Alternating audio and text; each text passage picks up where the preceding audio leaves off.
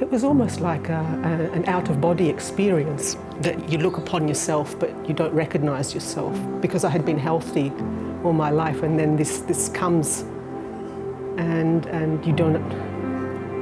Yeah, you're sort of disassociated, or maybe that's a way of coping, I don't know. Sometimes when it's a beautiful day and we joke and say, oh, let's forget going to hospital, we'll just go to the beach, or we'll go to the park and have a picnic, that'd be nice. We think of essential services as emergency services, that, like ambulance, for example, but this is an essential service for people who have cancer and have no other option how else to get to their appointments, whether it's doctor's appointments or their chemo or their radiation or their blood tests or their scans. It's a very convoluted process once you have this disease.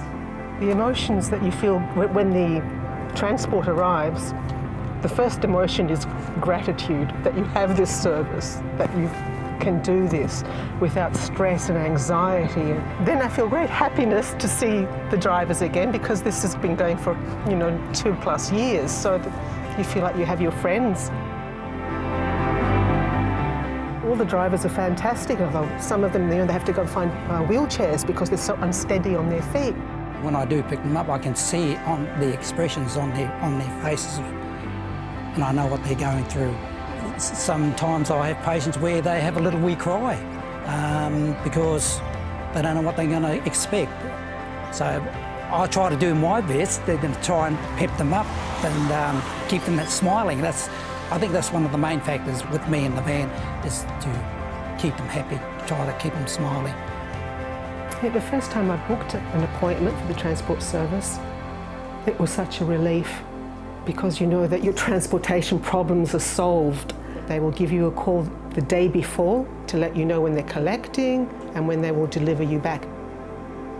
I can't imagine how I would make it to appointments without this service. If you don't get to your appointments, you don't get your treatment. And if you don't get your treatment, you're not having the optimal health outcome. You help not only the patient to get to their appointments, you help all the people involved. You're not just a single individual. You have your family, you have your friends, you have your colleagues, and you take some of that pressure and anxiety out of them, because they know you're in very capable hands once you're in this service. One measure of an ethical community is how you treat people who are vulnerable, who are sick, who are terminally ill. And I think that the Gold Coast community can measure up, they can help. They have in the past, and I hope they can continue supporting this vital transport service.